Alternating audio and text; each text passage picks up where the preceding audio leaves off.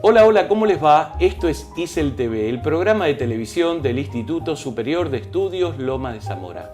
Hoy acompaño a Federico Borovio. Federico es abogado, periodista, realizador audiovisual, gestor y emprendedor cultural. Y precisamente lo que queremos preguntarle gira en torno de la cultura. ¿Cómo estás, Federico? Bienvenido. Muchas gracias, te agradezco la invitación. La cultura y los fenómenos que genera merecen que los repasemos. Te propongo empezar por allí, si te parece bien. Bueno, bárbaro. ¿Qué es un emprendedor cultural? Bueno, el concepto de emprendedor cultural es algo bastante nuevo, digamos. Tiene características del emprendedor que solemos conocer como el joven dinámico y que inicia algún negocio por cuenta propia y demás. Y si le quitamos la palabra joven, también. También, no te quepa duda. Pero un poco, bueno, ese es como un estereotipo que existe. En el caso de los emprendedores culturales es algo bastante distinto y más amplio que eso. Tiene algunas características comunes que son esta voluntad de arriesgar, de trabajar de manera independiente, de generar su propia empresa o su propio proyecto. El tema de no trabajar en relación de dependencia. Hace muy poco justamente hice una mini entrevista con varios emprendedores culturales preguntándole esto mismo, que es ser emprendedor cultural, porque es algo que no está definido en ningún diccionario, digamos. Y todos me hablaban de, bueno, arriesgar, poner pasión, ser independiente, no tener un jefe. Bueno, todo eso es parte de ser un emprendedor cultural, pero además hay más características que lo distinguen. El emprendedor cultural trabaja con arte y cultura, es decir, trabaja con su creatividad, su materia prima es esa. Eso ya es una característica diferente. Y otra característica diferente es que no siempre los emprendimientos culturales buscan convertirse en un negocio. Digamos, si bien la idea es que funcionen y que se puedan sostener económicamente, muchas veces lo que mueve al emprendedor cultural es una cuestión de ideales, de aportar a la sociedad y demás, y no simplemente de vender y comprar productos y servicios. Y otra característica también interesante en el caso de los emprendedores culturales es que son un sector muy flexible, como suele pasar con las pymes y los emprendimientos chicos. Si bien son pequeños, esa desventaja es una ventaja a la hora de adaptarse a distintas circunstancias y situaciones. Y somos, porque yo también lo soy, personas muy acostumbradas a hacer mucho con muy poco. Con recursos muy básicos encontramos la vuelta para poder hacer mucho. Y no es casualidad que Argentina y Buenos Aires sean lugares donde el emprendedorismo es muy fuerte y está como entre los primeros lugares del mundo. De hecho, la ciudad de Buenos Aires tiene más emprendedores que Madrid o que Barcelona. ¿Por qué decís no es casual? Porque yo creo que tiene que ver con nuestra idiosincrasia, con esta cosa argentina de encontrarle la vuelta y de poner la creatividad al servicio de sobrevivir o de pasar y de poder salir adelante en situaciones que no siempre en el contexto, digamos, son favorables. Esa picardía bien aplicada por los argentinos y esa cosa creativa que tenemos hace que tengamos muchos emprendedores. La parte negativa, y ya con esto te redondeo la pregunta, es que si bien somos pioneros en emprendedorismo, el 50% de los emprendimientos en general no llegan a buen término. Claudican, sí. Y decime, ¿cultura y sustentabilidad son compatibles? Son y deberían serlo, no necesariamente, digamos. El tema justamente con los emprendedores culturales es que la mayoría de ellos son personas que no vienen de una formación de emprendedorismo. No es gente que haya estudiado administración de empresas, contabilidad. No nos gustan los números, de hecho, y es un gran problema para pensar en la sustentabilidad de un proyecto. Digamos, los emprendedores culturales suelen ser gente que viene con una formación artística del lado de la cultura o con inquietudes de ese tipo y individualmente o en grupos de amigos, que es otra cosa que se da permanentemente, deciden lanzarse a hacer un proyecto con sus ideales y con su voluntad. Bueno, le dan para adelante con la voluntad y llega un momento en que se dan cuenta que están faltando otro tipo de herramientas, digamos. Ahí es cuando entra a jugar el tema de la sustentabilidad.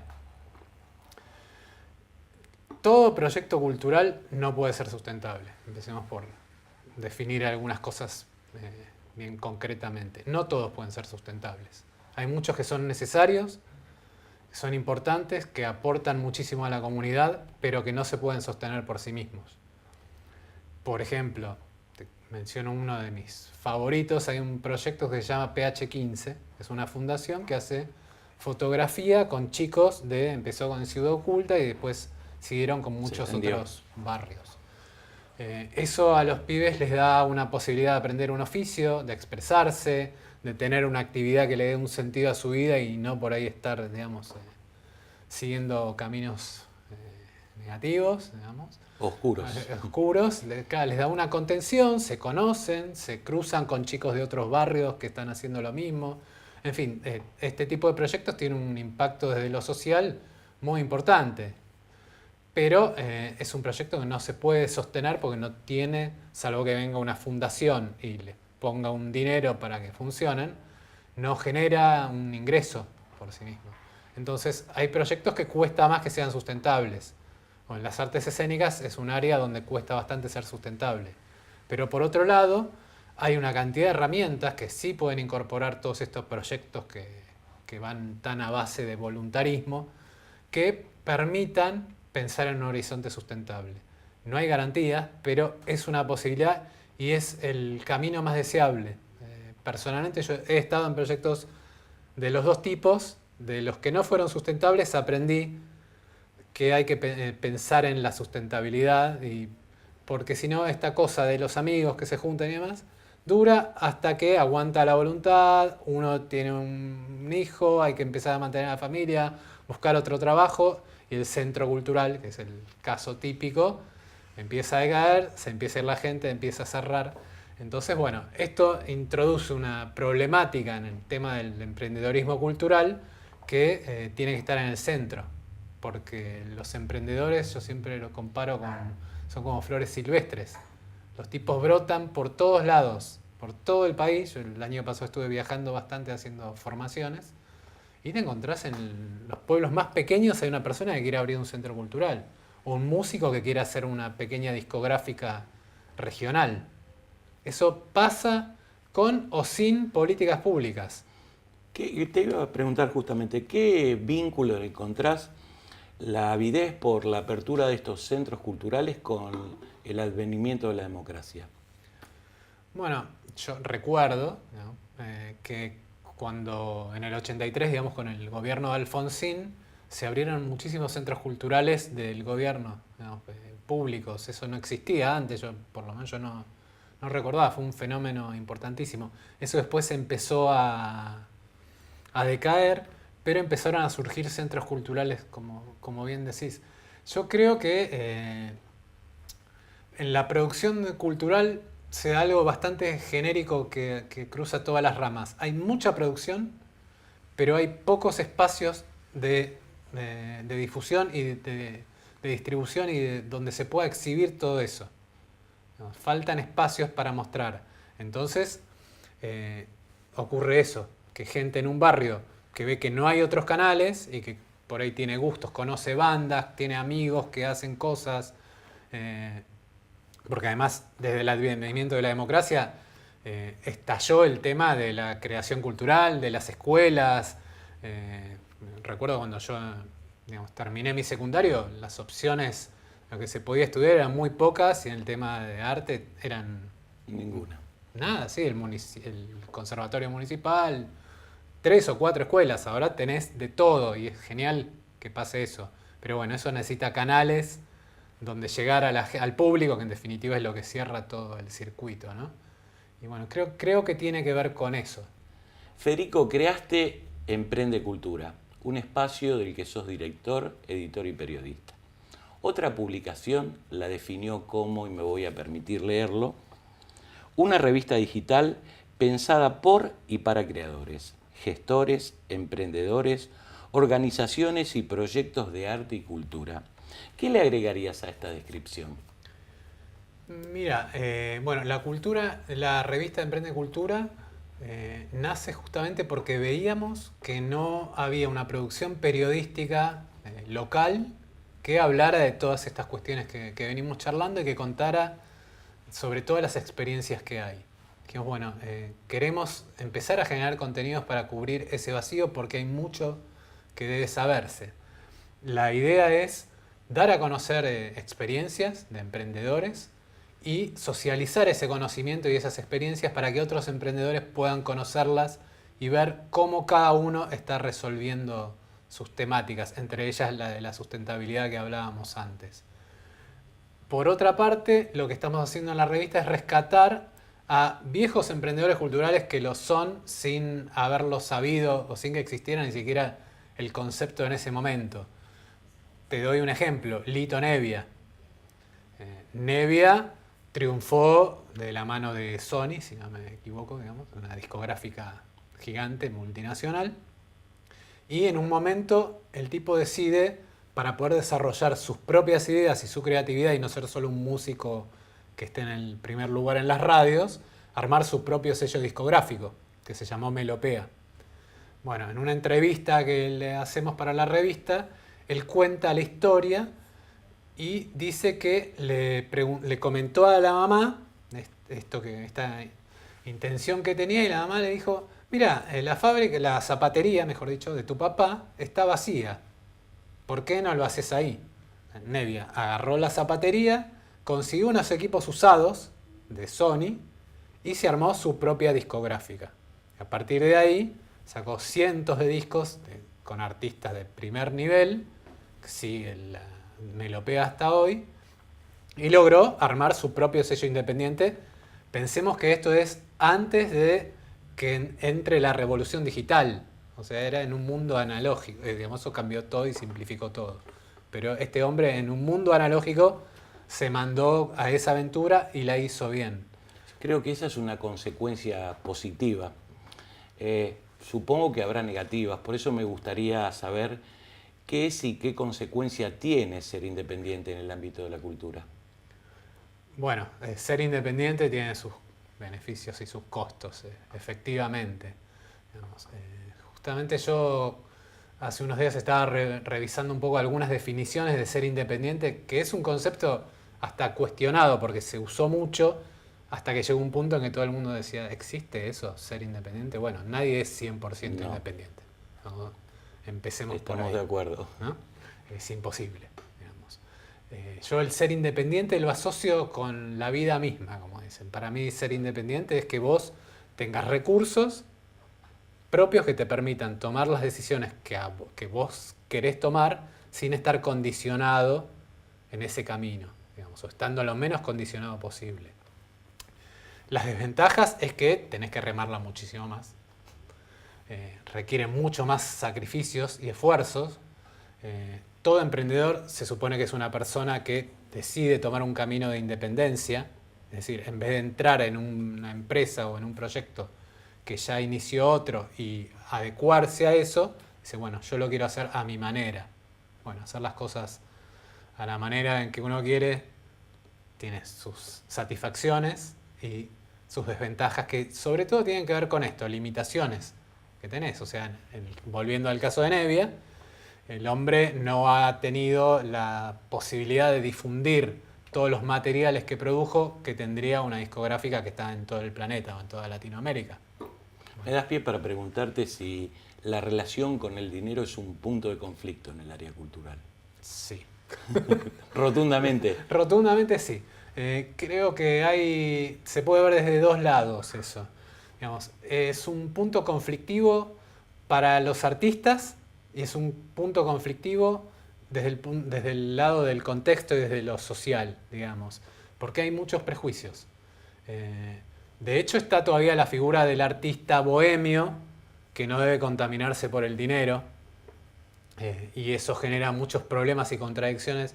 Yo nunca me voy a olvidar de una canción de Charly García que dice se vendió a Fiorucci, 1, 2, 3, no me acuerdo ahora cómo es el título del tema, pero bueno, ese tema, esa línea la escribe García porque allá por inicios de la democracia él hace un recital, aparte me acuerdo cómo nació porque yo estuve en el recital en Obras, y pegó una banderita de la marca Fiorucci de jeans que existía en ese momento a un costado del escenario. No existía el sponsoreo en el rock, menos en el rock nacional, ni hablar. En el rock había una cosa de antisistema, el dinero es malo y nosotros no necesitamos. Bueno, García consiguió este auspicio, fue criticado y abucheado por esto. Y eso, si bien ha cambiado muchísimo el mundo, digamos, todavía está bastante vigente. Ese temor al tema de venderse, de entregarse, como que dinero es igual a capitalismo y a empresa y eso no tiene que ver con el arte. Digamos, ese tipo de prejuicios todavía existen. Digamos. También hay otra canción de Charly García que definiría esa relación cuando dice te amo, te odio, dame más. O sea, hay mucho rechazo, pero por otro lado, la principal necesidad que tiene el sector es de recursos. Digamos, entre ellos el principal, el económico. Y desde lo social está esta cuestión también de, bueno, vos haces lo que te gusta. Digamos. ¿Cómo vas a cobrar? Por ejemplo, una cosa muy característica es que en los bares van los músicos y no cobran porque se supone que el bar le está dando la posibilidad de mostrar su arte. Pero ese músico debe tener presente que él le está aportando contenidos y público al bar. Entonces debería cobrar. Es conflictivo, los números no le gustan generalmente a la gente que viene del lado del arte, pero tarde o temprano es una realidad con la que se topan y que de alguna manera tienen que encauzar. Digamos. La noción de industrias creativas extiende las industrias culturales más allá del arte y acentúa su potencial económico. ¿Qué incidía para que antes no fueran consideradas económicas y qué es lo que hace o qué es lo que facilita que ahora sí sean consideradas sustentables y económicas, mente rentables, digo, ¿no? Sí, bueno, ha sido todo un proceso, digamos, ¿no? Vamos a pasar un poquito en limpio qué significa esto de industrias creativas y culturales, digamos. Las industrias culturales son básicamente la discográfica, la editorial y la audiovisual. Son los sectores de la economía cultural que tienen como materia prima la creatividad en un extremo, digamos, de la cadena de producción y en el otro extremo tienen que sus productos, lo que ofrecen, son intangibles y generan identidad, generan valores, generan creencias. O sea, son productos, digamos, simbólicos que atraviesan todo el tejido social y toda la cultura de una sociedad, desde los famosos arquetipos de Olmedo y Porcel, hasta frases que se cuelan, hasta ideas, valores. Todo eso es transmitido por las industrias culturales, que además, en el caso de estas tres que te mencionaba, generan una producción en serie, que eso es un poco lo que hace que se las asimile a industrias. Entonces, en vez de fabricar autos, vos fabricás libros y distribuís libros por todo el mundo con un proceso que sería similar al de una industria, digamos, una manufactura, ¿no? Ese concepto después se amplió a industrias creativas, digamos, para abarcar otro tipo de producciones culturales, producciones de bienes y servicios culturales como los videojuegos o el software incluso o las artes escénicas, que también están basadas en el talento, digamos. Y en un proceso que fue llevando ya más de 30 años, te diría, a través de estudios, de trabajos que se hicieron, se empezó a medir y a cuantificar qué impacto tenía eso, más allá de lo simbólico, desde el punto de vista económico en la sociedad. Bueno, en las industrias culturales, por ejemplo en el caso de Argentina, implican un 3,5% del Producto Bruto Interno. Generan empleo, además generan empleo calificado. Tienen un peso en la balanza comercial argentina, digamos. De hecho, la última etapa de esta evolución de conceptualizar y medir el valor económico, digamos, que genera la cultura, se ha dado con el concepto de la economía naranja, que se plantea a partir de estudios que hace el Banco Interamericano de Desarrollo y UNESCO, como bueno, todos estos productos y servicios que atraviesan lo social y que ya exceden a lo específicamente cultural en el sentido más estricto. Por ejemplo, yo puedo generar hoy una aplicación que tenga metido arte y tenga metido software y tenga metidos valores para enseñarle a la gente cómo manejar correctamente. Digamos, como que la cultura y la creatividad empiezan a colarse por todos lados y a generar un valor agregado a productos muy básicos. Bueno, la publicidad sería un caso bien clarito, digamos, de eso, ¿no? Correcto. Te propongo si hacemos una breve pausa. ¿Cómo no? Hola, hola, ¿cómo les va? Esto es ISEL TV, el programa de televisión del Instituto Superior de Estudios Lomas de Zamora. Hola, hola, ¿cómo te va? Hoy queremos presentarte y mostrarte qué es lo que podés encontrar en nuestro canal. El ISEL TV es un programa de entrevistas que se construye a partir de diálogos producto de nuestras inquietudes. Debemos confesarte que quedarnos quietos no es lo que más nos gusta. Lo que sí nos gusta, por ejemplo, es el arte en todas sus expresiones. Nos acompañan dibujantes, artistas plásticos, actores, músicos, bailarines. O vienen o nosotros vamos donde su obra se gesta, se expone, se muestra, se goza. También nos gustan las ciencias, los deportes y todos los temas de actualidad. Los temas del ISEL TV podrían clasificarse, pero a nosotros nos gusta más el caos. Un caos que nos organice, que supere contradicciones, que resuelva problemas, que problematice, que tensione, que distienda, porque esa es nuestra búsqueda. Las producciones siempre forman parte de un proyecto, y en el caso del ISEL TV es importante que sepas que rodeando los programas está el proyecto educativo ISEL, con sus carreras técnicas y el colegio secundario que se está gestando. Abraza y acompaña a este proyecto el propietario de la idea, el Colegio Público de Martilleros y Corredores del Departamento Judicial de Lomas de Zamora. Este es nuestro estudio. Podés acercarte y visitarnos cuando quieras. Y si no, nos seguimos encontrando en donde queda el registro de lo que hacemos. A nuestro saludo habitual le agregamos el deseo de que no te quedes quieto, que tengas una larga y buena vida.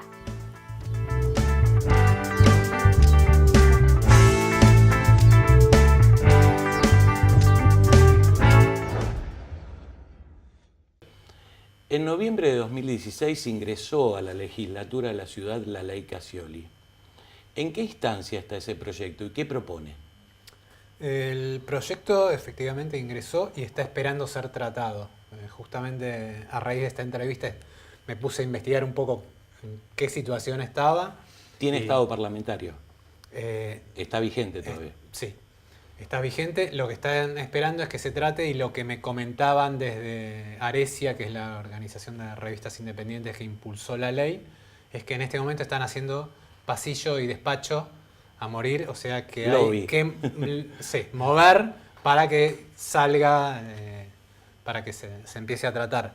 La ley, te comento, se llama Ley Cassioli en homenaje a Cassioli, el de Ediciones de la Urraca, que publicaba la revista Humor y El Periodista y demás, porque a raíz de justamente de un poco el destrato que tuvo de parte del Estado, se le negaba la pauta y demás, hoy el edificio donde funcionaba la editorial está embargado, la familia está en problemas judiciales todavía.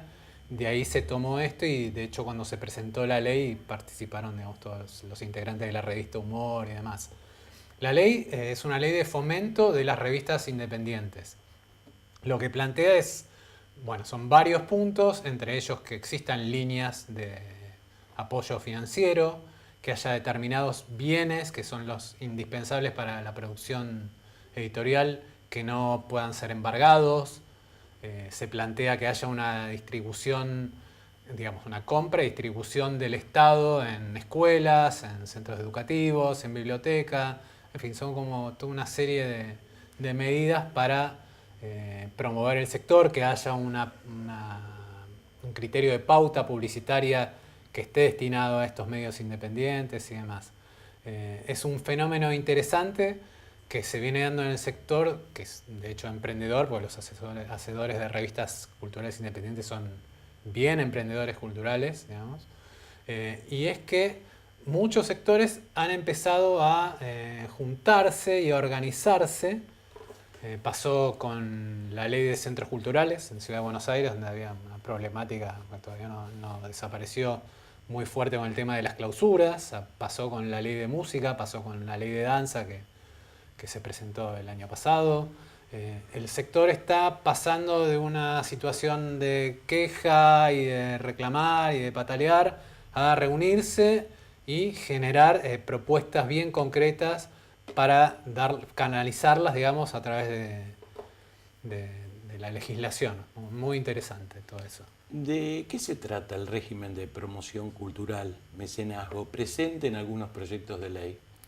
Bueno, el mecenazgo es un sistema por el cual los particulares aportan a proyectos culturales. El mecanismo es el siguiente.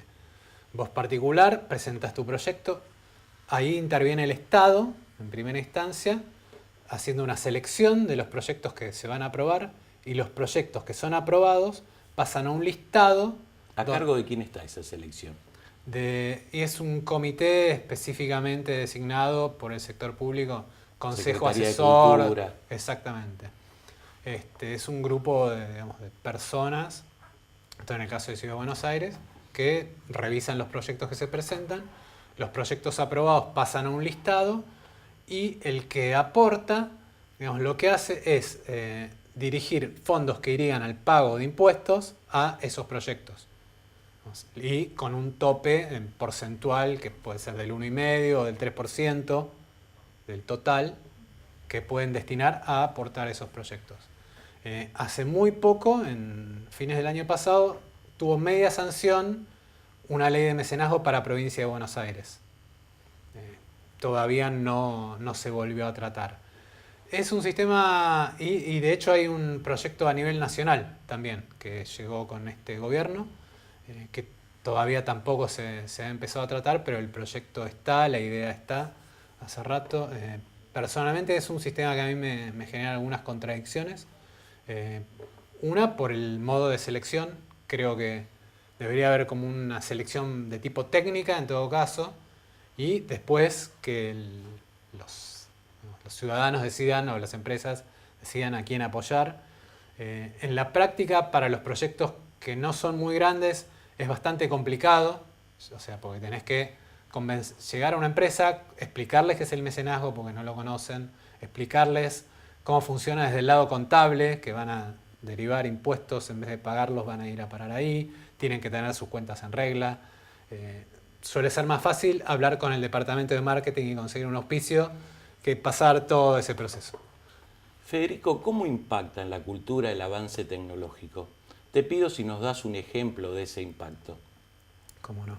Bueno, ha puesto todo patas para arriba, de hecho, ¿no? En términos generales te puedo decir que cambió todo, no es ninguna novedad, digamos, cambió desde el primer paso de la producción hasta el último paso de la distribución. Yo recuerdo cuando era chico que me gustaba, estudiaba música y agarraba 2 grabadores de cassette para hacer las 2 pistas, iba superponiendo las pistas y esa es mi manera de grabar 5 pistas. Bueno, ahora puedo hacer todo el proceso de principio a fin, desde grabar hasta distribuirlo por internet con mi celular, o sea que desde ese lado obviamente es muy evidente y ha cambiado también y puesto en crisis todo el modelo de negocio, ¿no? O sea, ya no es, en el caso de la industria discográfica quizás es donde es más palpable, ya el tema de la venta no es lo mismo que antes y ahora el tema del vivo pasa a jugar otro papel, en fin, tuvieron que replantear todo el modelo de negocios más el tema de la piratería, etc. Ahora, dentro de todo este gran cambio, a mí un punto que me parece muy interesante es lo que se llama el crowdfunding. El crowdfunding es un sistema de financiamiento que antes no existía, que es posible gracias a este cambio. Se llama financiamiento colectivo. Esto se hace a través de plataformas de internet donde vos subís tu proyecto y decís, bueno, necesito para hacer mi proyecto 100.000 pesos, supongamos. A los que quieran colaborar, yo les voy a dar alguna recompensa, alguna contraprestación a cambio. Por ejemplo, si vos colaboras con 10 pesos, yo te doy las gracias en mis redes sociales. Si vos colaboras con 100 pesos, yo te doy mi disco. Si colaboras con 500, te doy mi disco dedicado y 10 postales. Si colaboras con 1000, voy a tocar al living de tu casa. Bueno, así, hoy en día Spike Lee, por ejemplo, financió una película, juntó $1 millón y pico con crowdfunding. Es decir, es interesante porque es el mismo público, digamos, no intermediador. El público financia el proyecto. Y además lo que hace es que el artista genere un montón de productos extras, digamos, para devolver. Eso en Argentina hay 2 plataformas, Panal de Ideas e Ideame, que hacen crowdfunding para proyectos culturales. En una entrevista reciente le preguntaron a Julián Rosenfeld cómo impactaba el arte en el proceso de homogeneización cultural. Te traslado esa pregunta. Bueno, mira, mi viejo era artista plástico. Él, digamos, trabajaba y por casa pasaban personajes como Federico Peralta Ramos, Marta Minujín, Noé, en fin, todo un montón de gente muy alternativa, digamos. Y una cosa que me transmitió mi viejo desde el punto de vista de lo que es un artista es el tema de la autenticidad y la originalidad. Digamos, el artista es un tipo que expresa algo muy personal y el que es un copión no es un artista, más allá de obviamente que existen las influencias, claro. O sea, tenés los tipos diferentes, que son los artistas con mayúsculas, después tenés mucha gente que hace arte, después tenés gente que hace copias o chantadas, digamos. Pero yo creo que el bastión número 1 contra el tema de la homogeneización cultural, que es una aplanadora, que es real absolutamente, es que siempre van a existir artistas, digamos. Eso por un lado. Siempre van a haber tipos que hagan lo suyo y que sea diferente. Y que marque, por más que esté atravesado hoy más que nunca por montones de influencias, el que es diferente y es artista va a seguir surgiendo, digamos. Y por el otro lado, obviamente es indispensable que existan políticas culturales que preserven de esa homogeneización. Y bueno, justamente el tema de las industrias culturales que hablábamos al principio tiene todo que ver con eso. Tener contenidos propios, tener un cine que hable de nuestras realidades, de nuestra gente, de nuestras costumbres, de nuestros problemas, de nuestra historia. Una música que hable de lo que pasa acá. Y así en todas las manifestaciones del arte. Bueno, eso necesita, frente a este proceso, digamos, y a este crecimiento y a este bombardeo más fuerte que nunca a través de todos los medios tecnológicos que existen, de proteger la creación local, es indispensable. El cortometraje puede definirse como una producción audiovisual cinematográfica. El primer festival de cortometrajes que recorrió todo el país te cuenta como entre sus realizadores. Háblanos de esa experiencia. Bueno, fue genial, digamos, en un momento en que el cortometraje estaba muy subvalorado, digamos. De hecho, por ejemplo, en el Instituto de Cine no existía ningún área dedicada al cortometraje. En ese momento surgió un concurso que se llamaba Historias Breves, de donde salieron Lucrecia Martel, un montón de gente muy valiosa, que fue lo máximo que se logró en ese momento, pero no había canales de distribución. Es un momento, estamos hablando de los 90, digamos, donde surgen muchísimas escuelas de cine. Y hay un boom de estudiantes de cine. Había, creo que en ese momento, unos 10.000 estudiantes de cine en el país. Todos haciendo cortos, que es el formato accesible para todo el mundo, digamos. Pero además había toda una generación de lo que se llamó el nuevo cine argentino, de Trapero, Perrone, Caetano, Lucrecia mismo, que también habían hecho cortos antes. Entonces nosotros lo que buscamos con el festival era, por un lado, generar canales de exhibición para eso, que esos canales estén en todo el país y que se vieran cortos de todo el país, con lo cual también, como llegábamos a un lado, mostrábamos los cortos del realizador de esa localidad. Y por el otro lado, reivindicar el corto como un lenguaje propio. Digamos, el corto era visto como una especie de borrador que hacías antes de ponerte a hacer algo en serio, que era una película, un largometraje. Nosotros decíamos, bueno, en literatura podés hacer una novela o podés hacer un cuento. Digamos, tiene sus propias reglas y puede tener su propio valor en sí mismo. Y por ahí tenés un tipo que hace un corto genial y después no le va bien haciendo una película. Así que bueno, la experiencia fue genial. Éramos muy hippies. Era el tiempo de VHS. O sea que éramos nosotros llegando con cajas de VHS que transportábamos por todo el país. Pero bueno, nada, sensacional. Te leo un anuncio. El capital simbólico nos pertenece. Somos gestores y productores de nuestra cultura. La ciudad avanza gracias a nosotros. Esto anunciaba el Festival 33 Buenos Aires Fotografía. ¿Cómo resultó esa experiencia colectiva? Hermosa. Yo, digamos, también otra cosa que hago de unos años a esta parte es sacar fotos. Es como un virus que se me coló y no puedo parar. Y tuve la posibilidad de mostrar algunas de las fotos callejeras, muy callejeras que hago en ese festival y encontrarme con otros fotógrafos más serios que yo, digamos, realmente profesionales. Y bueno, fue un intercambio de miradas súper interesante y bueno, y el tema de justamente lo que te comentaba antes, que llegue al público. Una cosa es hacer lindas fotos y compartirlas con tus amigos y otra cosa es ver la evolución que tiene de parte de la gente. Un festival interesante, un espacio bastante nuevo y con una mirada interesante de tratar de reflejar un poco la Buenos Aires que no se ve tanto, ¿no? Para cerrar, Federico, te pido que nos cuentes sobre el programa de formación para emprendedores. Genial. Bueno, el programa de formación tiene que ver con este tema que te comentaba de los proyectos basados en mucho voluntarismo y en la necesidad que tiene el sector de herramientas. Nosotros lo que veíamos en Recursos Culturales, que es el proyecto que dirijo, es que muchas de las instancias que había de formación tenían que ver con lo que es el sector público o más impulsadas por un pensamiento que tenía que ver con la sociología o con la antropología, pero no había demasiado en lo que es transmitir herramientas bien concretas, como armar un lienzo de negocios, un modelo de negocios, un presupuesto, cómo manejar redes sociales, cómo difundir distintos tipos de producciones y demás. O sea, cosas bien concretas. Lo que hicimos el año pasado fue trasladar esa experiencia que veníamos haciendo a un programa en el marco de la Fábrica de Emprendedores. Es un programa del Ministerio de Cultura de la Nación.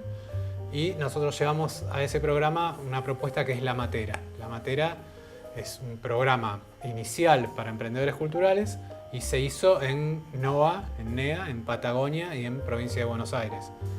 Fue genial ver esto, como hay emprendedores de los lugares que menos te imaginas, cómo hay tantas similitudes entre los emprendedores de lugares tan distintos, cómo se generaron cruces y cómo se generó al mismo tiempo, más allá de lo que es el aprendizaje de herramientas, una comunidad, que era otro de los puntos que nos interesaba mucho. Que los emprendedores culturales empiecen a sentir orgullo, a no sentirse bichos raros, que no saben qué responder cuando le preguntan de qué trabajas, ¿no? Y que se sienten muchas veces en aventuras solitarias que no saben cómo van a terminar. Ahí se encontraron con otros pares, se generaron cruces.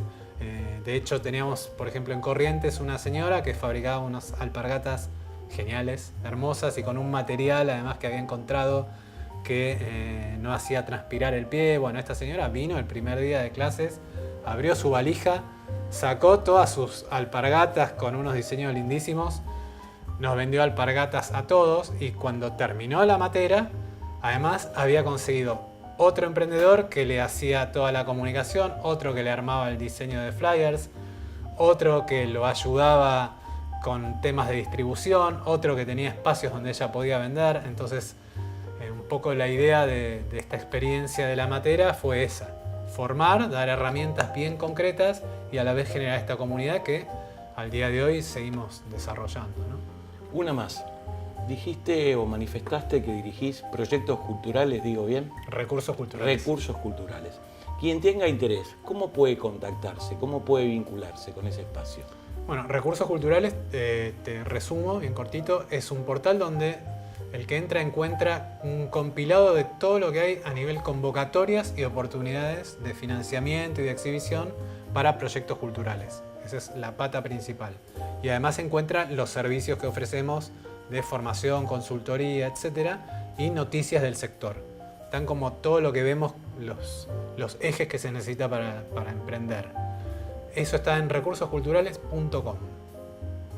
Ahí encuentran la página y se pueden comunicar. Federico, gracias. Espero que hayas estado cómodo. A vos, Juan Carlos. Muchas gracias. A vos también, gracias por acompañarnos. Te espero la próxima semana. Te deseo tiempo y buena vida.